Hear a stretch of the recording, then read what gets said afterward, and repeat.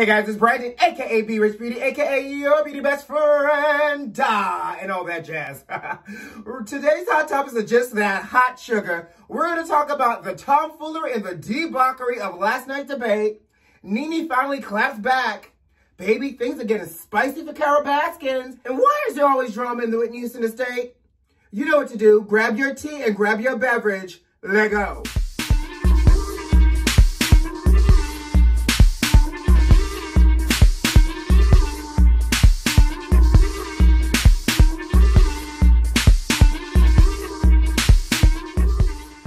All right, let's just hop right into it. We got to talk about the debate. But before I do that, let me just take a real quick sip.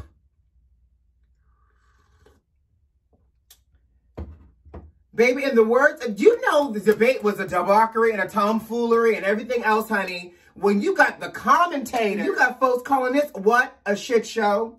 I agree. You got folks calling this a hot mess inside of a dumpster fire, inside of a train wreck, honey. I agree. And what I also agree with are a few more other words. Embarrassing, despicable, idiotic, a circus, everything. The fact that you have to tell somebody to shut up, man, is an issue. The fact that the moderator, first of all, who allowed this moderator not to have a mute button? If we haven't learned anything from all of these virtual reality reunions, is sometimes you have to be able to push mute on somebody's button or call for help. He actually probably needed to consult Andy Cohen first. You know, Andy knows how to handle these housewives. What I would have done was a lot more. Like, Chris Wallace needed to have shut Trump down in the beginning, the first time he started to try to derail and talk over people. It was over an hour into this debate before Chris said, your side agreed to the rules. I need you to abide by them. I would have been like, mute. And I would have had a whole Judge Judy moment. You and you, come here. Listen, both y'all agreed to the rules and the regulations of this debate. What you're not going to do in front of the American people is talk over each other. And when I say what y'all not going to do, I'm looking at you, 45. What you will do tonight is reach deep down in your Mary Poppins bag of messery and pull out some act right and act like a president for once. Because I am not moderating this mess. And then I would have said, back to your podiums. America, thank you so much for being patient. Let's start this again. Unacceptable. I don't know who needs to hear this out here, but what you don't do is talk about somebody's child during a debate. This man had the nerve to call out Biden's child for having a drug addiction. First of all, isn't your wife's Be Best campaign all about opioid addictions? So your wife is on a whole drug combat platform during this presidency, and you're going to talk about somebody's son who had a drug addiction, which, to Biden's point, like most Americans do, sir, and you're going to say that his son had an addiction, got dishonorably discharged, and is getting money from the organization. First of all, can you tell me what qualifications any of your children, whether it's Eric, Donald Jr., or even Ivanka, have in terms of qualifications to be all up and through this White House and to also be a mouthpiece for you, speaking on the political climate in this USA, and to also be an advisor to you? Tell me what credentials they had before coming in here. And don't feed me with the BS of they lost millions of dollars to work in this White House. First of all, sir, we didn't ask them to work in your White House. You wanted them there because you wanted hand puppets and everything else to stroke your ego and tell you, Daddy, you're great. We didn't want them in the White House. We still don't want them in the White House. But what you don't do with any adult with a moniker of decorum and act right is you don't bring people's children into a fight between two adults.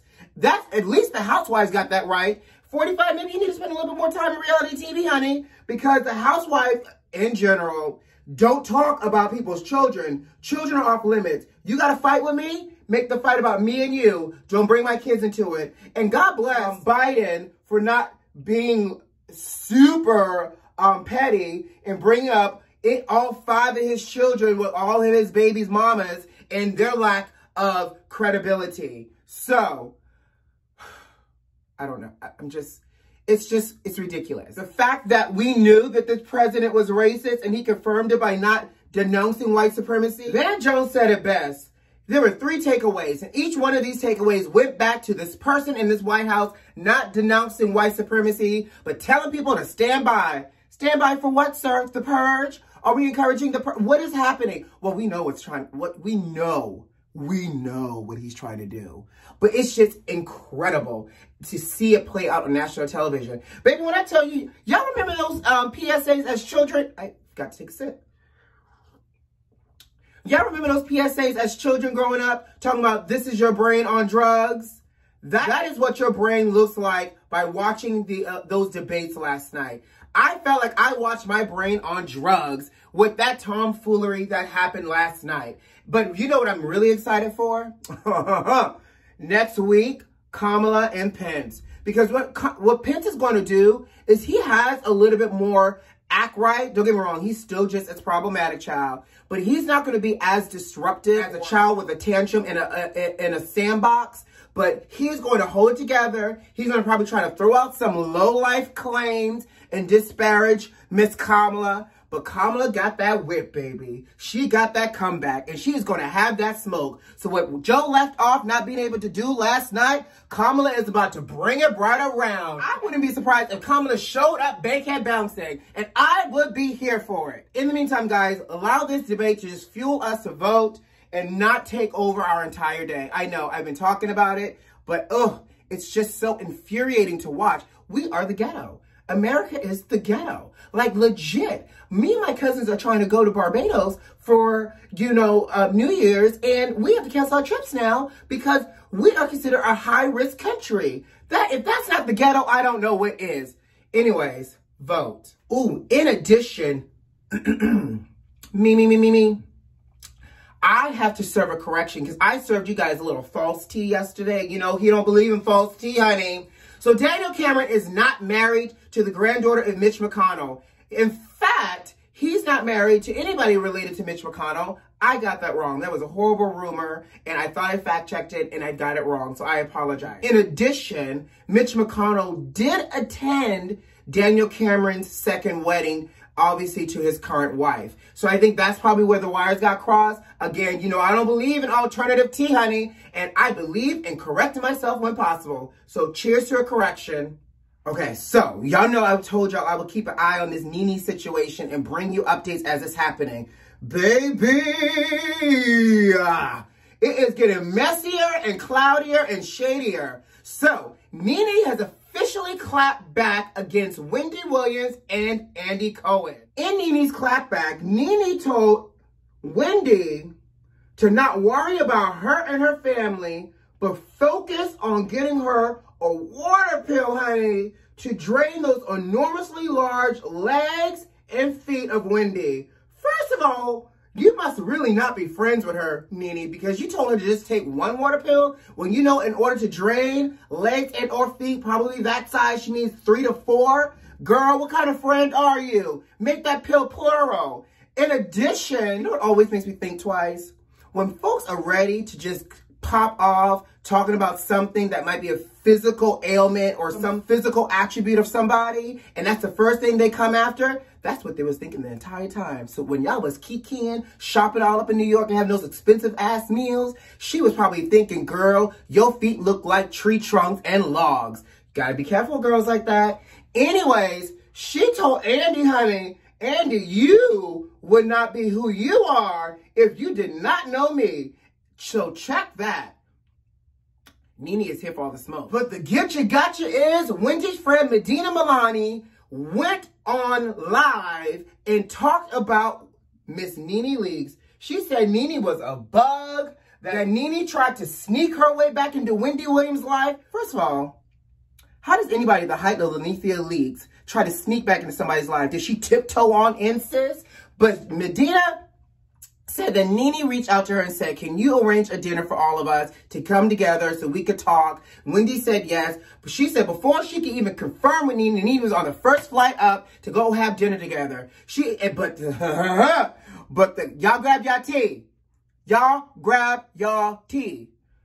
But what makes this story so juicy is Medina said, honey, while you over here trying to come for Miss Wendy, and she said, be careful with your own secrets because you have French Montana playing in that snatch.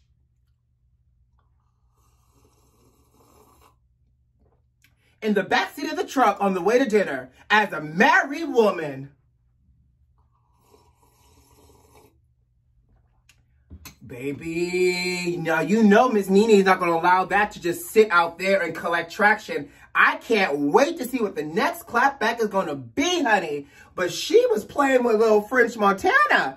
Now, that might be a covenant that her and Greg has. What we've learned, what have we learned, everyone? That 2020 is exposing people's covenants, and that what happened behind closed door is now coming to light. So you never know. She may have a covenant with Greg post his cancer scare that she could have people playing around her snatch. Whew. All right, moving on. So, Carol Baskins got eliminated from Dancing with the Stars after her Circle of Life. This heifer dressed up like a tiger and did a Circle of Life performance. You got to give her credit for sticking to her shtick. Anyway, we are resuming the investigation on the disappearance of her first husband, Don Lewis. Now, they're saying that they're going to start the investigation searching at her lake house. Excuse me now? Did y'all just tell this woman ahead of time that y'all was coming for her and where y'all was going to start so that way she can hide more evidence? First of all, we haven't learned anything about these killers allegedly. Over the years, is most time, things like this are hiding in plain sight. Y'all know what? I wouldn't be surprised. Because here's the thing. They're coming to the lake house to do what? Excavate? Look for bones?